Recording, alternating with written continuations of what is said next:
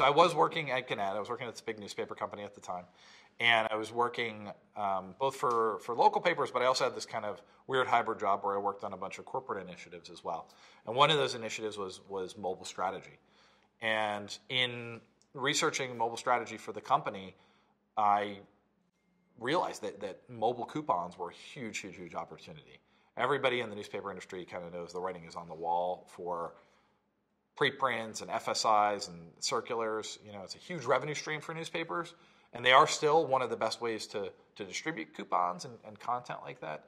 But every retailer in the country is finding that they're getting less and less value and less efficiency from those channels, and they want to get their advertising dollars out of print and put it into more efficient digital markets. So we all know that's happening. It's going to happen to newspapers sooner or later, much like it has with automotive and classified advertising already.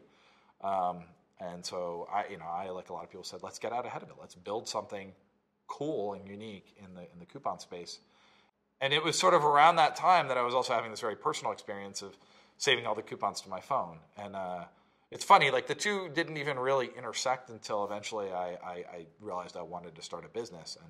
And for me, the hard thing was deciding, do I build this at Gannett where I have a lot of resources and I have this big institutional capacity to launch a product, or do I go and do it on my own where I'll have the freedom and the flexibility to kind of build it however I see fit. And ultimately decided that it would be better to build it on my own. I just felt like I would have a better opportunity to really build the product in my own vision if I did do it on my own. So at the time that I was going through all this, so I'm married. I have a kid. I'm always pregnant. So it was kind of a big risk to leave my relatively stable, cushy job. So I did a couple things. One, I applied to a startup accelerator.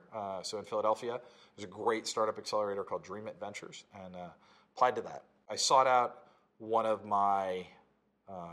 the folks I most admire in the tech entrepreneurial community. He'd previously been the chief digital officer at Gannett, a fellow named Chris Saradakis. And I sought him out for advice and said, what do you think? Do I build this? Do I try to put together a business plan and do this at Gannett, or do I go and do it on my own and raise some seed capital and build it out? And he didn't even hesitate. He's like, this is a great idea. This is going to be a great business. You're going to become the Retail Me Not or the Catalina for mobile. Build the app.